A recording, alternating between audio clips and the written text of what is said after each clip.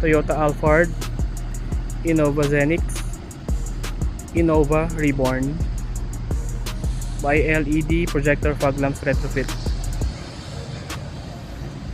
Medyo warm white yung ating new version. 2 inches yon, 2 inches din ito. Ito 3 inches natin. So pare-parehas yan, may mga high beam function. Innova Zenix by LED projector fog lamps with high beam function. Fog lamps, low beam, high beam. High beam function natin via on off switch. Kasi module lang yung pwede natin ilagay dito para mapagana yung high beam. Ito yung actual na light output natin sa kalsada. Pag clear tint ka, kaya mong i-drive yung sasakyan kahit na fog light lang yung nakasindi. Ford Hybrid by LED projector fog lamps. This is the newest version. Kung makikita nyo, mayroon na siyang spotlight dun sa bandang gitna. So dalawang piraso, dalawang side. With high beam module, kailangan lang natin patay sindi para gumana yung high beam at makita natin yung spotlight. Fog lamps, stock na headlights,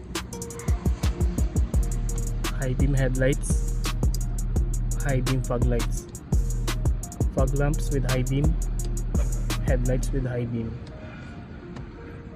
Kung mapapansin nyo, warm white na ito, yellowish pa yung hotspot niya. Newest version for projector fog lights. Yun namang Innova, 3 inches projector fog lamps with laser high beam. May dual high beam function. So yung matang yan, iilaw yan. At yung nasa loob naman, bababa yung string. Meron dedicated switch. Gagana lang yan pag nag-park light. So pag umilaw, pwede mo nang isindi. So pag patay park light, hindi siya gagana. XE variant nga pala ito, kaya nilagyan ko pa ito ng extra harness saka switch. Dual high beam ito, kaya kung mapapansin nyo, meron siyang spotlight sa gitna. High beam function.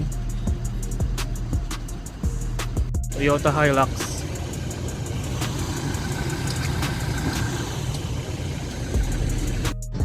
Inches clear lens, 6000 Kelvin yung nilagay natin dito sa Hilux.